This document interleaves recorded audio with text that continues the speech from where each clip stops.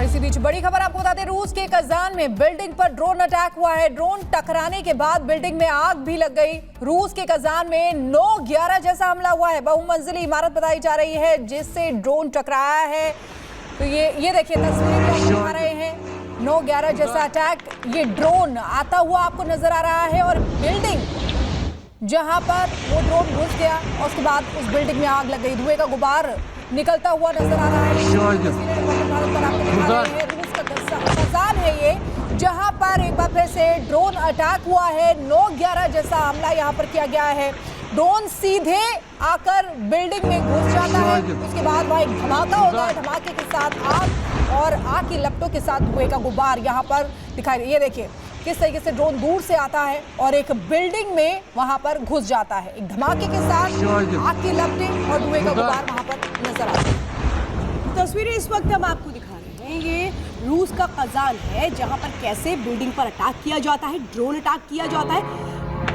9/11 जैसा क्या ये अटैक है, सवाल ये उठ रहा है, क्योंकि 9/11 में प्लेन से अटैक था, लेकिन यहाँ ड्रोन से अटैक है। अब सवाल तो ये है कि आखिर किसने रूस में इस तरह का अटैक करवाया है, क्योंकि रूस और यूक्रेन की एक इस वक्त जंग भी जारी है और इस बीच इस तरीके का अटैक देखने को मिल रहा है और ये साफ तौर पर दर्शा रहा है कि इसकी पूरी प्लानिंग की गई है।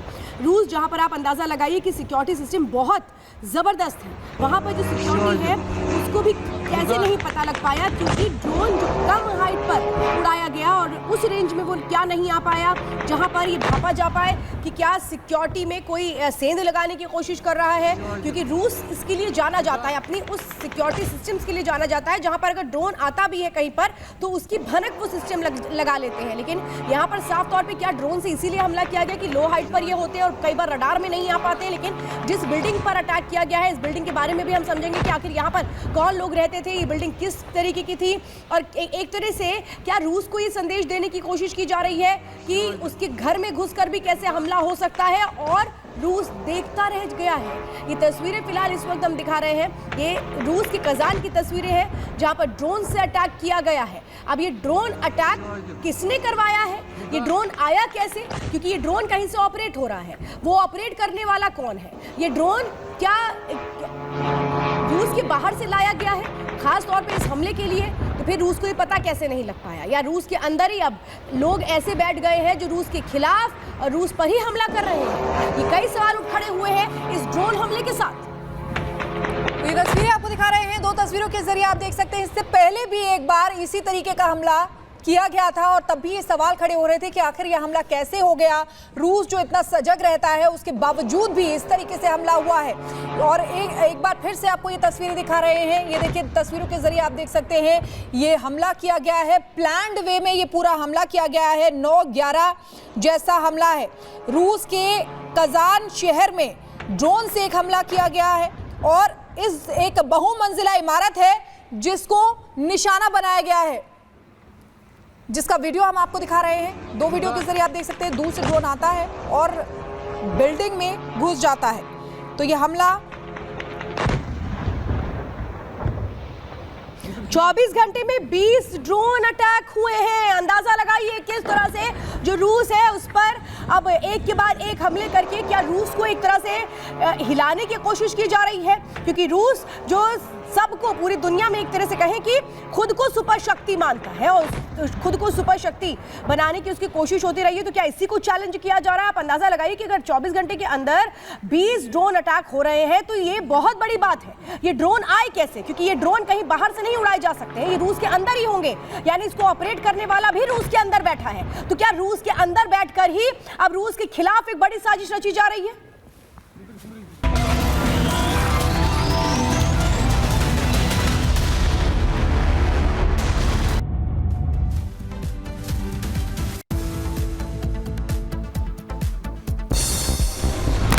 प्रधानमंत्री मोदी आज से 2 दिनों की कुवैत यात्रा पर रवाना हुए। कुवैत के अमीर और राजकुमार सबा अल खालिद अल सबा के साथ करेंगे मुलाकात। 43 सालों में किसी भारतीय प्रधानमंत्री की पहली कुवैत यात्रा। पीएम मोदी के स्वागत के लिए कुवैत में हाला मोदी कार्यक्रम की तैयारियां जोरों पर है। पीएम मोदी को कुवैत के बायन पैलेस पे दिया जाएगा गार्ड ऑफ ऑनर। श्रमिक शिविर का भी दौरा करेंगे प्रधानमंत्री नरेंद्र मोदी। शेख साद अल अब्दुल्ला स्पोर्ट्स कॉम्प्लेक्स में आयोजित होगा कार्यक्रम। भारतीय समुदाय के हजारों लोग होंगे शामिल। कार्यक्रम में भारतीय संस्कृति और परंपरा का किया जाएगा प्रदर्शन। पीएम मोदी की कुवैत यात्रा पर विदेश मंत्रालय का बयान, भारत और कुवैत के संबंधों को और मजबूत करेगी पीएम मोदी की ये यात्रा। दोनों देशों के बीच रक्षा, व्यापार और अन्य क्षेत्रों में साझेदारी को और मजबूत करने पर चर्चा की जाएगी। कुवैत में भारतीय प्रवासी समुदाय के सदस्य और प्रवासी भारतीय पुरस्कार विजेता राजपाल त्यागी ने कहा, प्रधानमंत्री मोदी हमारे दिलों में हैं और हम बहुत समय से उनके यहाँ आने का इंतजार कर रहे हैं। दिल्ली चुनाव से पहले आम आदमी पार्टी को झटका, पूर्व विधायक ने थामा बीजेपी का दामन। बीजेपी में शामिल हुए बलबीर सिंह। दिल्ली शराब घोटाला मामले में केजरीवाल के खिलाफ मुकदमा चलाने की मंजूरी। दिल्ली के एलजी वीके सक्सेना ने ईडी को केस चलाने की मंजूरी दी। 5 दिसंबर ईडी ने केस चलाने की मांगी थी अनुमति। केजरीवाल ने बीजेपी पर साधा निशाना, कहा बीजेपी ने संसद में किया बाबा साहब का अपमान। बाबा साहब के सम्मान में आम आदमी पार्टी करेगी एक बड़ी घोषणा। बाबा साहेब के अपमान को लेकर के मायावती ने बीजेपी और कांग्रेस पर साधा निशाना, कहा बीजेपी ने किया बाबा साहेब का अनादर। बयान को वापस ले बीजेपी। 24 को देशव्यापी आंदोलन करेगी बीएसपी।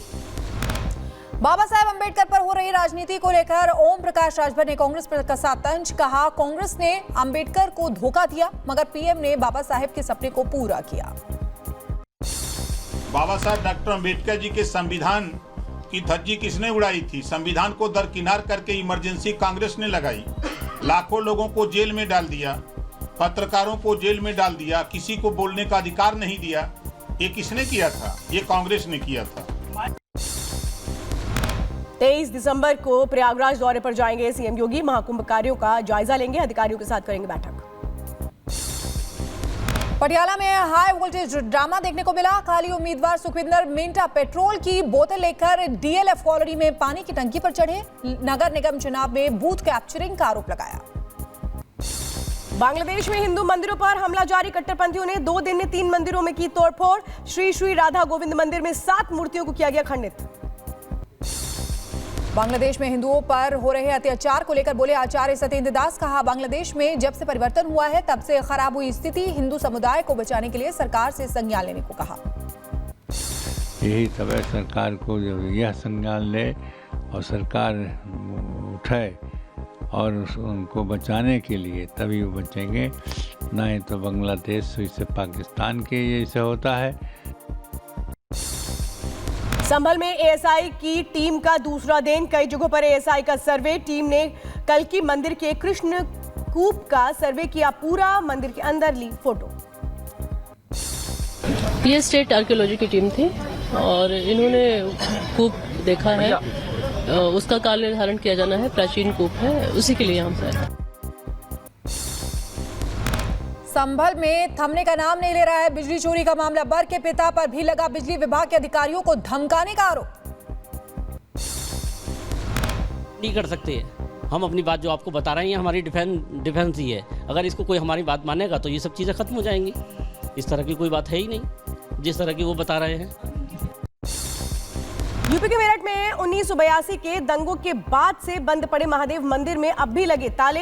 पुजारी की हत्या के बाद हुए दंगे और कर्फ्यू के चलते मंदिर को किया गया था बंद। यूपी के मुजफ्फरनगर में 54 साल पुराने खंडहर मंदिर का मामला। 22 दिसंबर को मंदिर में होगी विशेष पूजा। महाराज यशवीर सिंह करेंगे पूजा अर्चना। यूपी के बांदा में संभल जैसी स्थिति। हनुमान मंदिर के निर्माण पर रोक लगा रहे मुस्लिम समाज। मूर्ति को किया गया खंडित। भोपाल के जंगल में खड़ी कार से मिला 52 किलो सोना, करीब 10 करोड़ कैश भी बरामद। आईटी रेड में हुआ खुलासा। आरटीओ प्लेट लगी कार बरामद। भोपाल में परिवहन विभाग के पूर्व आरक्षक पर लोकायुक्त की कार्रवाई। जांच के दौरान घर से बरामद हुआ 234 किलो चांदी, करोड़ों का कैश भी मिला। हरियाणा के पूर्व मुख्यमंत्री ओपी चौटाला का आज होगा अंतिम संस्कार। अंतिम दर्शन के लिए रखा गया पार्थिव शरीर। 82 साल की उम्र में ली अंतिम सांस। ओपी चौटाला के दर्शन के लिए उमड़ी समर्थकों की भीड़। सभी ने नम आंखों से दी विदाई। आज होना है अंतिम संस्कार। ओम प्रकाश चौटाला का पार्थिव शरीर तेजा खेड़ा लाया गया। हरियाणा सरकार ने 3 दिन के राजकीय शोक की घोषणा की। आज राजकीय सम्मान के साथ किया जाएगा अंतिम संस्कार। आरएमएल अस्पताल में घायल बीजेपी के दोनों सांसदों की तबीयत में सुधार। वहीं प्रताप सारंगी की आंखों के नीचे चोट की वजह से बने निशान। बीजेपी सांसद प्रताप सारंगी की हेल्थ को लेकर डॉक्टर ने दिया अपडेट। कहा गाल की हड्डी पर सूजन और नीलापन होने की जानकारी दी है। इलाज में जुटी डॉक्टर्स की टीम।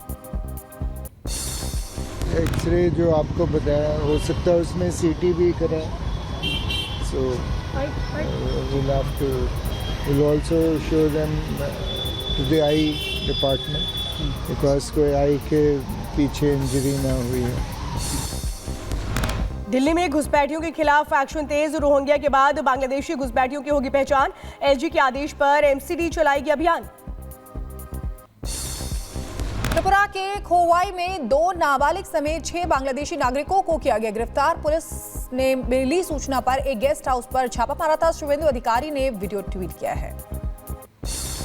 अतीक के शूटर अब्दुल कवि का हुआ जेल ट्रांसफर। कौशाम्बी जेल से प्रताप फतेहगढ़ जेल किया गया शिफ्ट। सुरक्षा कारणों के चलते शासन के निर्देश के बाद हुआ शिफ्टिंग।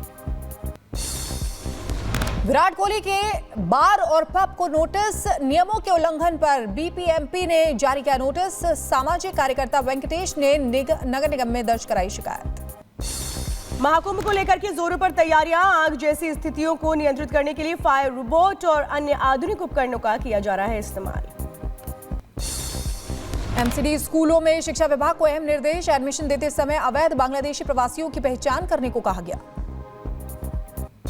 राजस्थान के नागौर में दिखा रफ्तार का कहर। अनियंत्रित होकर के 8 बार पलटी कार। हादसे का खौफनाक वीडियो आया सामने। साहिबगंज के राजमहल में गंगा नदी पर बड़ा हादसा हुआ है। ब्रेक फेल होने की वजह से नदी में समाया अग्निशमन वाहन। घटना की जांच में जुटा प्रशासन। यूपी के बहराइच में रफ्तार का कहर। बाइक अनियंत्रित होकर के पेड़ से टकराई। हादसे में 3 की मौत, 1 जख्मी। यूपी के बहराइच में दर्दनाक हादसा हुआ है। नायब तहसीलदार की गाड़ी ने बाइक सवार को टक्कर मार दी। 30 किलोमीटर तक घसीटा शव। लखनऊ में भीषण सड़क हादसा। फ्लाईओवर पर खड़े डंपर में जा घुसी बस। 11 यात्री गंभीर रूप से जख्मी। स्थानीय लोगों ने किया रेस्क्यू। सभी को अस्पताल में कराया गया भर्ती। यूपी के मैनपुरी में भीषण सड़क हादसा। आगरा लखनऊ एक्सप्रेसवे पर डबल डेकर बस पलटी। बस में सवार कई यात्री घायल हुए हैं। अस्पताल में कराया गया भर्ती।